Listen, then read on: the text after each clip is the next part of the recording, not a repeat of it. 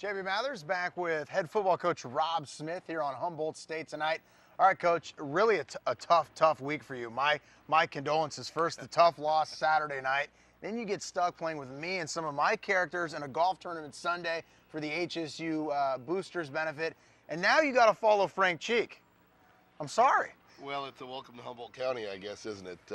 We'll start with the game. Obviously, a disappointing outcome, but some positives within the game that we feel good about. The golf the following day on Sunday, both of us struggled around the course on that one. It was an early get-up, but it was good to get out. It was a fundraiser for our basketball programs and the Merriman Hoopster golf tournament at Beaupre, and a lot of fun. A chance for myself to get out and meet a lot of the supporters for Humboldt State and Humboldt State Athletics, so that was good. And following Coach Cheek, well, hey, when you win national titles, you get first billing. Yeah, there you go. Now, last Monday, we talked in the morning with Roland Treherne on Big Red Country 92.3, and we talked about more than just the X's and O's. Mm-hmm. People may or may not know, but a head coach, it's not just 3 o'clock to 5:30 or whatever. It's a 24/7 job.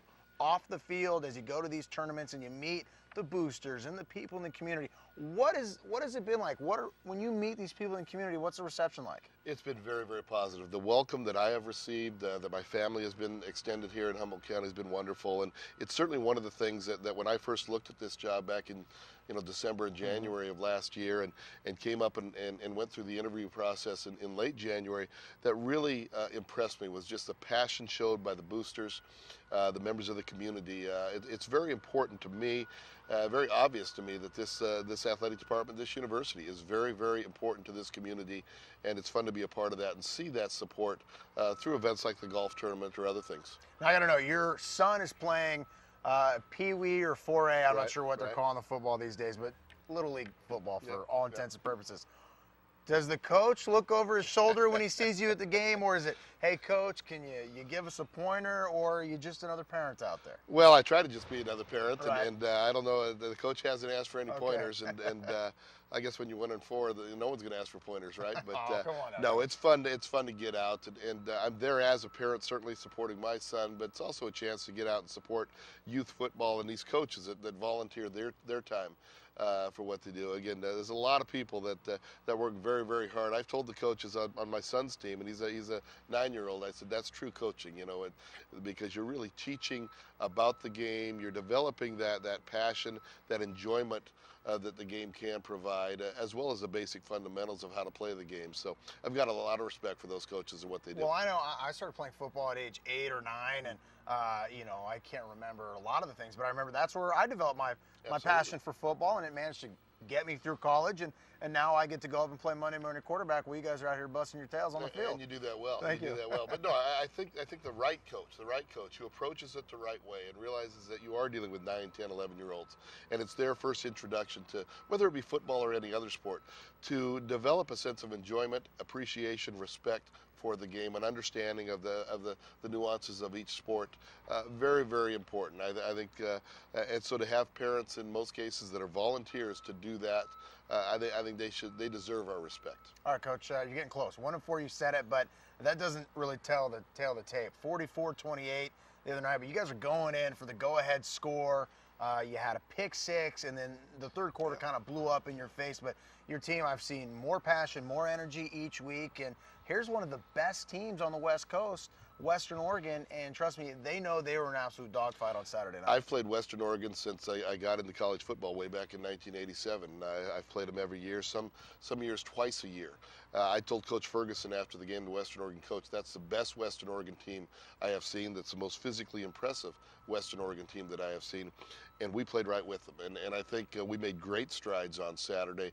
No, we did not get the win, and certainly that is the #1 goal each and every week for us. But what you're seeing is a young team improve week in, week out. And when you realize the fact that we've got a quarterback who's only started 3 college games, was third team through all of fall camp, 2 starting receivers that both joined us midway through fall camp, last night in the team meeting, or rather Sunday night in the team meeting, I asked our players, I said, stand up if you started more than 10 games at the four-year college level. We had 3 players do that. Wow. I guarantee you that if you do ask that same question at other schools around our league, you're going to have 10, 12, 15 players stand up. It shows how young we are. And so with that comes mistakes. We made our share on Saturday night, certainly, and those mistakes really in the end cost us. But if we can, and we will, minimize those mistakes, work towards elimination of those mistakes, we're going to be just fine. We gave up 2 points early on with the safety.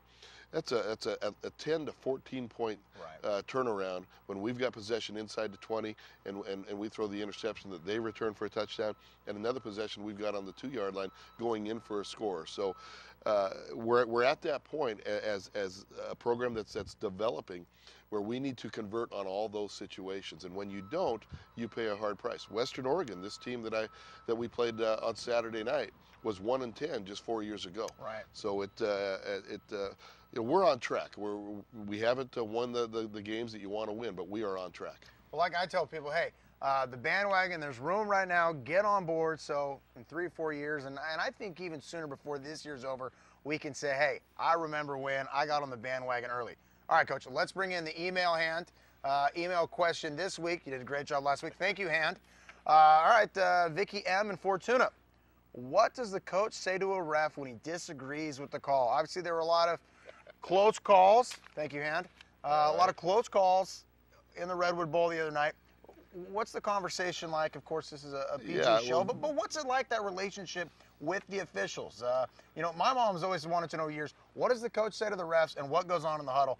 Right now, let's talk about you and the Stripes. Vicky, that's a great question, and I've been around long enough. This is my 18th year as a head coach, and the Great Northwest Athletic Conference works with the Northwest Intercollegiate Officials Association. So I've got a good relationship with most of the officials, not all, most of the officials, and it depends on the situation, depends on who I'm talking to. My relationship is primarily with the white hat. That's the referee. He's in charge of that crew, and he'll align himself behind the offense, and then with the 2 officials that are on my sideline. So I try to be professional and diplomatic.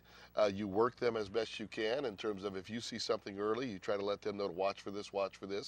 And we got a holding call on Saturday that was something I had been in the officials' ear about for some time. But overall, these officials that we've had do an excellent job, and they really do. And the local officials, they volunteer their time to help with scrimmages and such. But that relationship, for the most part, is healthy. When you disagree, there's a right way to disagree, and that's what we try to do, and I try to do. And Saturday night, certainly there were some calls that you need to let your opinion be known. If you do it in the right way, they understand that it's the game we play is one filled with emotion. They're working very hard to do the best job they can, and I think we're fortunate to have such a professional group. Well, it sounds like the game starts early, too, maybe in the pregame when you get to talk to them. They come to me. They'll come to me an hour and 15 minutes before the game, and they'll ask any specific things you want to watch for. A lot of times I'll tell them on a special play. We threw the double pass at Southern Oregon. I get the official on my sideline and say, hey, the first pass is going to be backwards. So just make sure you're not surprised by that. So a lot of it is just, as long as there's good communication, and that communication can be 2-way, that's a good thing. All right. Hey, Coach, thank you. I want to thank Vicky for the email. You can always email Coach Smith, jb@jbmathers.com. Very exciting. Ray Hamill of the Eureka Reporter. He's coming up next. He's been covering Humboldt State for years. I'm JB Mathers, and we'll be back on Humboldt State Tonight.